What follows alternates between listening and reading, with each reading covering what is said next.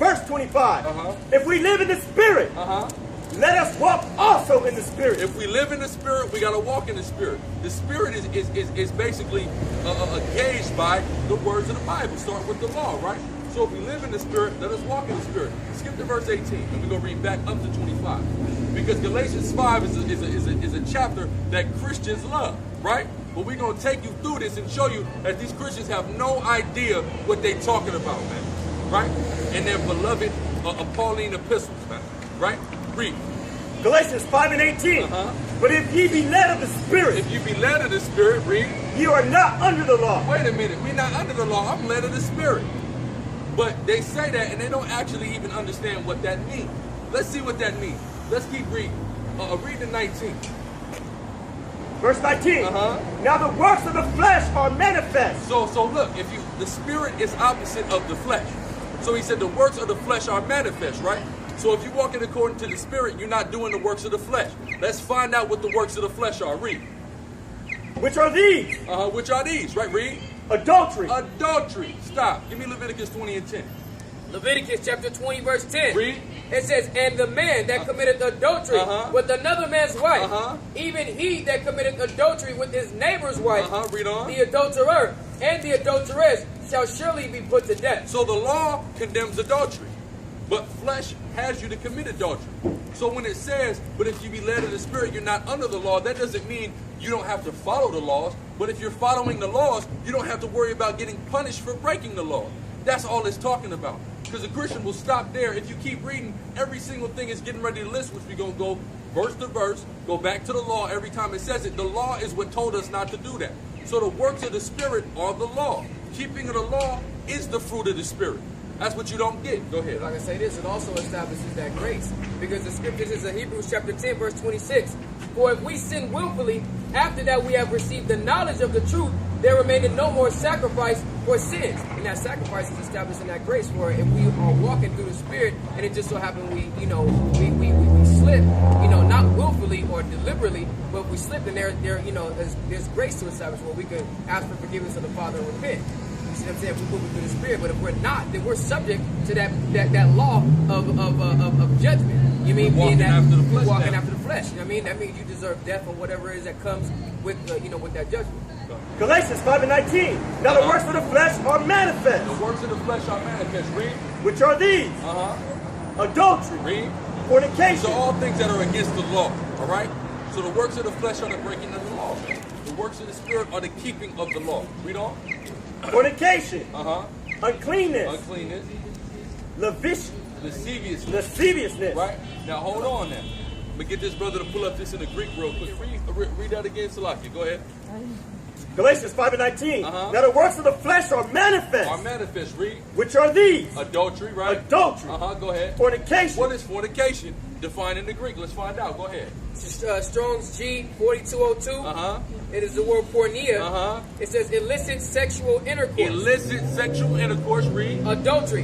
Fornication. Homosexuality. Lesbianism. Intercourse with animals. Sexual intercourse with close relatives.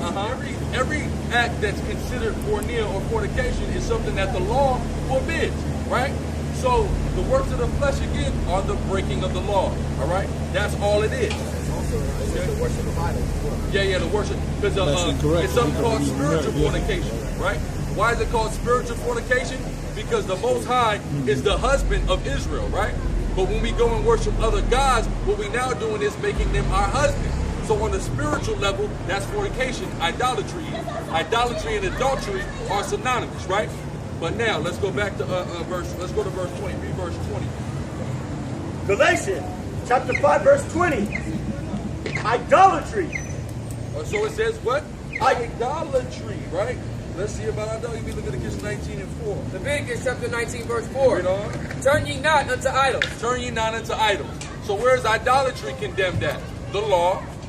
So again, this is proving you that when it says you're not under the law, it doesn't mean that you are not subject to the law or you should not follow the law. That's not what it means. Okay? Read on. Nor make to yourselves molten gods. Nor make to yourself molten gods. Right? Read on. I am the Lord your power. Go back to that. Galatians 5 and 20. Idolatry. Witchcraft. Witchcraft. Stop there. Give me Exodus 22 and 18. Exodus chapter 22, verse 18. Uh-huh. Thou shalt not suffer a witch to live. So it said witchcraft. The law says thou shalt not suffer a witch to live. So everything Paul is saying is the law. That's everything he's talking about. So you Christians in the church go to Paul to justify forsaking the law when all Paul was talking about was the law, right? So that was it on that. So like, go to that. Galatians 5 and 20. Go ahead. Idolatry. Idolatry, right? Witchcraft. Witchcraft, right? We proved those is in the law, right, Reed? Hatred. Now hatred. Now let's go to hatred in the law, right? Go ahead. Leviticus chapter 19, verse 8 and 17. Read on. Thou shalt not hate thy brother in thine heart. Thou shalt not hate thy brother in thy heart. This is all the law. All Paul talking about is the law right here. So what the hell are you Christians talking about? All right? So it said what? Read that again. Thou shalt not hate thy brother in thine heart. It is a commandment not to hate your brother in your heart. Your fellow black, Hispanic, Native Indian, or Hebrew Israelite man in your heart. Right? Read on. Thou shalt in any wise rebuke thy neighbor. You shall rebuke thy neighbor. Now it's telling us how you show love to your neighbor. You rebuke your neighbor. That's love. Right, Reed? And not suffer sin upon him. If you do not allow your neighbor to sin by rebuking him when you catching him sinning, you showing him love, man, because you saving his life if he take heed to you. Read.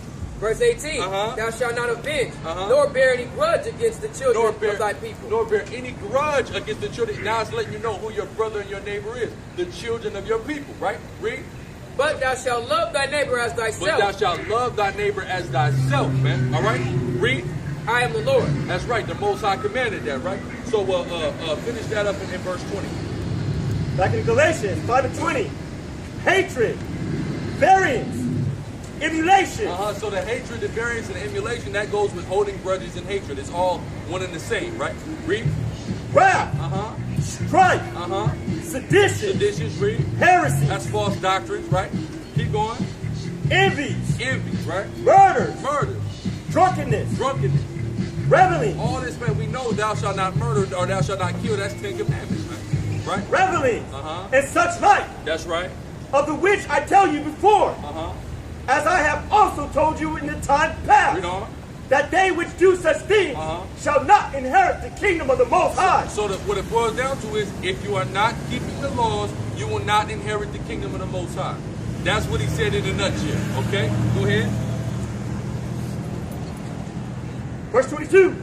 But the fruit of the Spirit is love. It's love. Loving your brother as yourself, right? Loving the Most High with all your mind, body, and soul, right? That's the fruit of the Spirit. That's the law. Read on. Joy. Peace. Peace. Read. Long suffering. You're going to be at peace with your brother if you're following along. You loving him as yourself. You're going to have peace. You loving the Most High, you're going to have peace because he's going to grant you that peace, prosperity and tranquility, man. Read. Gentleness. Gentleness. Read. Goodness. Faith. Faith, right? Read. Because faith is trust. It tells you trust in the Most High, man. You trusting in the Most High, that's having a faith, right? Read on. Meekness. Temperance. Against such there is no law. See, look, against such there is no law. So you're not under the law, meaning you're not subject to the punishments of the law if you're keeping them, meaning walking in the Spirit. That's all it means, man. Go ahead. And they that are the Mashiach have crucified the flesh with the affections and lusts. So we got to crucify our own flesh, man. A lot of people don't understand what that means, man. You got to cut yourself off from all the wants and lusts of your flesh and desires of your flesh, man. Right. And deal with the Spirit. That's why Paul was talking about in Romans 7, how his spirit and his flesh, they had constant conflict. He said, I have one law in my flesh, that wants to do whatever he wants. You see what I'm saying? Wants to be a wicked Negro, man. Right? But there's a law in the Spirit that wants to be upright, man. Right? So we got to follow after the law of the Spirit that wants to please the Most High, as opposed to letting our flesh reign, right? You know? Verse 25. If we live in the Spirit. If we live in the Spirit, meaning according to the Scriptures, right? Because the word he spoke is spirit, right? And it's truth, right? Read on. Right. Let us also walk in the Spirit. Let us also walk in the Spirit, right? So we're going to be walking according to the law, not breaking, right? Go ahead. That's it on that. That's on 825. All right. Give me John 14:26. John chapter 4. Go ahead. John chapter 14, verse 26. But the Comforter, which is the Holy Spirit, right, go ahead. Whom the Father will send in my name. Right, go ahead. He shall teach you all things. So Yahweh said the Comforter going to teach us all things, right? Read. And bring all things to your remembrance. And bring all things to our remembrance, right? Because we fell away. We lost our nationality. We lost who we were. We lost our customs. So like, one of our primary customs is what? The keeping of the law. Right. So he said he's going to teach all things to our remembrance, right? Give me Malachi 4 and 4. It's the book of Malachi 4 and 4. That's one of the main things that need to come back to the remembrance of the Black, Hispanic, and Native American. Read. Remember ye the law of Moses. Read that again. Remember ye the law of So Moses. one of the main things that need to come into our remembrance is what? The law of Moses. That's one of the main things that need to come into our remembrance. Why? Because that's what's going to get us up out of here, man. Whether you believe it or not. Go ahead. Remember ye the law of Moses, my servant, That's right. which I commanded unto him in Horeb That's right. for all of Israel. For who? All Israel. All Israel is commanded to follow this law. So we need to remember that. All right, we forsook it. We cast it behind our back. We've gone into these Christian churches and let them tell us that guess what? We don't have to keep the law. We've gone into these mosques and we've committed idolatry and we haven't kept the law. We got to remember and come back to this law, man. Read on. With the statutes and judgment. John, chapter 12, verse 50. Read. It says, and I know that the commandment is life everlasting. He said, I know that what? And I know that his commandment is life everlasting. Life everlasting. That's what the commandment is. That's why we got to come back to it. Again, that's why these churches constantly keep us away from the law. Because they don't want us to inherit life, man. They want us to continually be dead and destroyed in these streets and continue to rape our pockets, man. Right. Read. Whatsoever I speak, therefore, even as the Father said unto me, so I speak. See, look, people got Yahweh Shah twisted, man.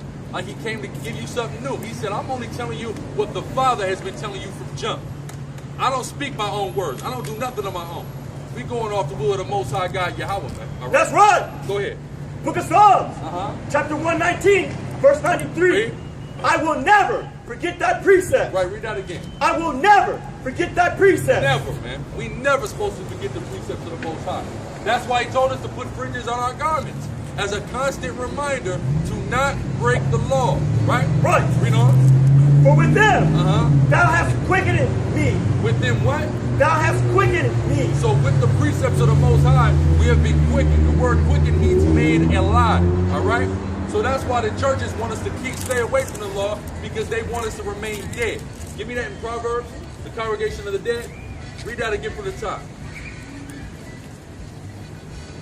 Book of Psalms, chapter 119, verse 93. Read. I will never forget thy I will precepts. never forget thy precepts. Read. For with them thou hast quickened me. So with the precepts of the Most High, the laws of the Most High, we have been quickened. We have been made alive, right? Now read that. Proverbs chapter 21, verse 16. The man that wandereth out of the way of understanding, When you leave and forget the precepts, right? Read. shall remain in the congregation of the dead. You in the congregation of the dead. But the precepts give us life. Right now we in the congregation of the dead as a people. Now we got to come back to life, which is the law, right? 1 Corinthians chapter 15, verse 45. And so it is written, the first man Adam was made a living soul. The last Adam was made a quickening A spirit. quickening spirit, man. That's why he said, look, the commandment that I give you, it is life. Because I'm trying to teach y'all the way to get back to the Most High. All right? I'm trying to simplify certain things or teach it, iterate it to you in ways that you can understand it now, but it boils down to something simple. Fear the Most High and keep the commandments. The same thing Solomon wrote in the book of Ecclesiastes 12 and 13. That's what it all boils down to. Fear the Most High and keep the commandments. He said it's simple. It boiled down to 2 commandments. Love the Most High with all our mind, body, and soul, and love your brother as yourself. Does that mean that's the only 2 laws? No. But what it means is every law goes in accordance with that. Because if you follow the laws, you're going to have peace with your brother, you're going to love your brother. And you serving the Most High, he's going to give you a prosperity, man. He's going to be pleasant unto you. So the whole law is hinged upon those 2 principles, man. All right? That's what Yahweh Shah was trying to teach, and you people missed it, man. Right.